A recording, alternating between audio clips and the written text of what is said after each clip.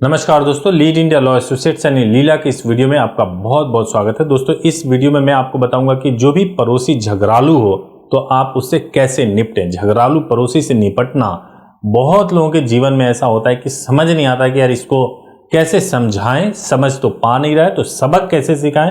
आपके जीवन में बीपी बढ़ाने का एक बहुत बड़ी वजह हो जाती है।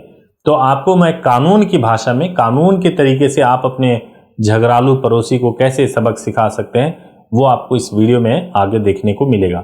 सबसे पहले मैं आपको सीआरपीसी के कुछ सेक्शन के बारे में बताऊंगा।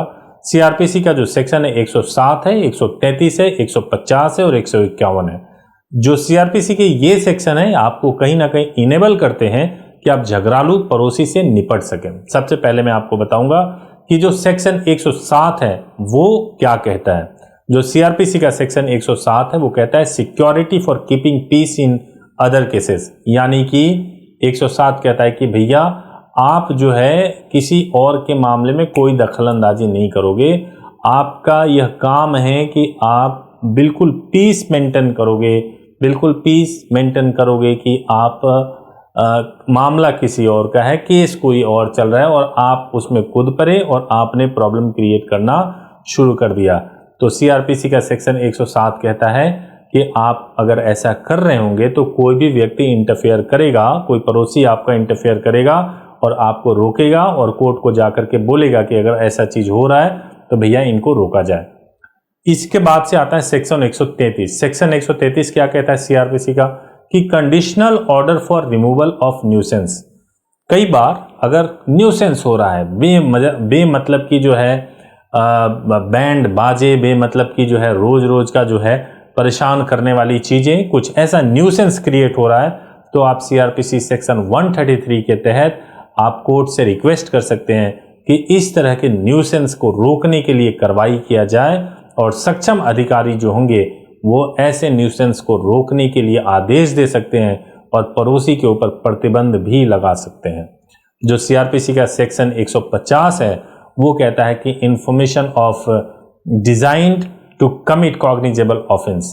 अब ये देख लीजिए कि अगर आपको लगता है कि भाई ये जो लोग पड़ोस में रह रहे हैं ये बिल्कुल इनकी मानसिकता ऐसी बनी हुई है कि ये कोई ऑफेंस कमिट करने वाले हैं, तो उस टाइम पे 150 जो सीआरपीसी है वो आपको यह अधिकार देता है कि आप इसके बारे में लोकल पुलिस को सूचना दो और बताओ कि यहाँ पे कोई ऑफेंस होने वाला है और उसकी पूरी प्लानिंग चल रही है।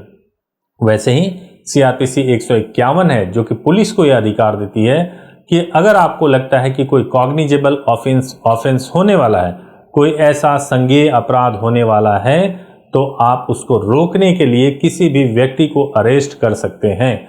उसका सही आधार होना चाहिए।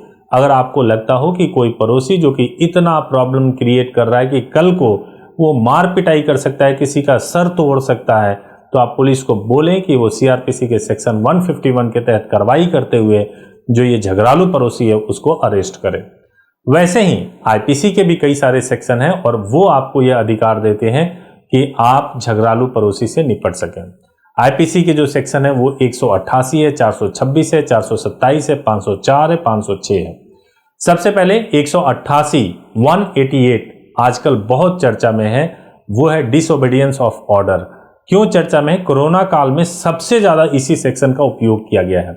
यह होता है कि अगर मान लीजिए कि कोई सक्षम अधिकारी लाइक डीएम होते हैं या इसी लेवल के अधिकारी अगर कोई ऑर्डर पास करें, जैसे ऑर्डर ये पास कर दिया जाता है कि कोविड के दौरान आप बिना फेस मास्क और आप बिना फेस मास्क के, बिना सैनिटाइजर के नहीं आप जा सकते, ग्रुप में नहीं जा सकते मान लीजिए, या फिर लॉकडाउन लग जाएगा, आपको घर के अंदर बंद रहना है। अगर ऐसा ऑर्डर पास किया गया है और आप अगर उस ऑर्डर को तोड़ते हैं तो सेक्शन 188 आईपीसी का जो है वह यह अधिकार देता है कि पुलिस आपके खिलाफ कार्रवाई करे। इस सेक्शन में अगर कार्रवाई होगी तो 1 से 6 महीने की सजा हो सकती है और फाइन भी लगाया जा सकता है या दोनों भी हो सकता है, यानी कि सजा भी हो जाए और फाइन भी लगा दिया जाए। ये डिपेंड करता है कि आपने अपराध कितना भयंकर तरीके से किया है।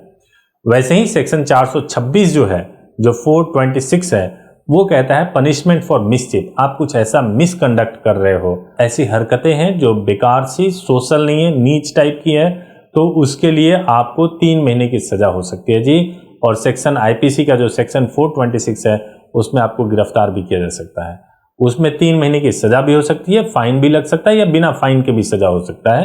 ये 426 है। वैसे ही सेक्शन 427 ये कहता है कि अगर कोई आपका पड़ोसी पनिशमेंट फॉर मिसचिफ कॉजिंग डैमेज, मतलब उसने क्या किया कि उसको, जैसे मान लीजिए नाला काट रहा है, इंटेंशनली रोड काट रहा है, उस रोड के काटने की वजह से कोई गाड़ी आई जो कि नॉर्मल स्पीड से आई, लेकिन वो गाड़ी पलट गई और किसी की जान चली गई, कोई सामान डैमेज हो गया, कुछ ऐसा चीज हो गया, भैया उसमें आपको सजा हो जाएगी अप टू 2 इयर्स विद और विदाउट फाइन। किसी भी तरीके से आप बच नहीं पाएंगे अगर आप ऐसा करेंगे। और अगर आपका पड़ोसी इस तरह की हरकतें कर रहा है तो छोड़िए मत, सेक्शन 427 याद रखिए और आप इसके तहत आप उसको सजा दिला सकते हैं। इसके अलावा मैं आपसे बात करूंगा सेक्शन 504 यानी कि intentional insult with intent to provoke breach of peace. मतलब ये हुआ कि 504 आईपीसी का सेक्शन यह कहता है कि अगर आपने जानबूझ के किसी व्यक्ति को इतना उकसा दिया, किसी व्यक्ति को आपने इतना उकसाया कि शांति भंग हो गई, वहां की शांति भंग हो गई, उसको इतना प्रोवोक किया कि वो अपने होशो आवास को खो बैठा, और ऐसा अगर आप करते हैं तो आपको 2 साल की सजा हो सकती है, फाइन भी हो सकता है, या फाइन और सजा दोनों चीज हो सकता है। और सबसे लास्ट है 506 यानी कि क्रिमिनल इंटिमिडेशन। अगर आप किसी को धमकी देते हो, उसको गाली गलौज करते हो, तुम्हें मार दूंगा, मैं काट दूंगा, ऐसी धमकियां देते हो, तो 2 साल की भाई साहब आपको सजा हो सकती है, विद और विदाउट फाइन, दोनों तरीके से आपके ऊपर हो सकता है। यानी कि फाइन लग भी सकता है और जेल भी हो सकता है, या खाली जेल ही हो जाए, ये दोनों में से कुछ भी हो सकता है। तो ये जो आईपीसी के सेक्शन मैंने आपको ढूंढ करके वो बताए हैं, जो अगर आपके पड़ोसी न्यूसेंस क्रिएट कर रहे हो, परेशान कर रहे हो, तो इन्हीं सेक्शन के अंदर आप डील कर सकते हो। इसके अलावा अगर लड़ाई झगड़ा हो जाता है, मार पिटाई हो जाता है, जान जाने की नौबत आ जाती है, तो और भी बहुत सारे सेक्शन है, लेकिन ये सेक्शन कम से कम न्यूसेंस क्रिएट करने के संबंध में, जो कि यूजुअली पड़ोसी करते हैं। आप इसको ना समझो तो दोबारा देखिए, कोई सवाल हो तो पूछ लीजिए। आप 10 to 6 10 बजे सुबह 10 से शाम को 6 बजे के बीच में कॉल कर सकते हैं। मंडे टू सैटरडे हमारा हेल्पलाइन नंबर है 8800444555। आपके सभी प्रश्नों का जवाब देंगे, पूरी सहायता करेंगे। बहुत बहुत धन्यवाद। वीडियो अच्छा लगा हो तो जरूर शेयर कीजिएगा, चैनल को लाइक कीजिएगा।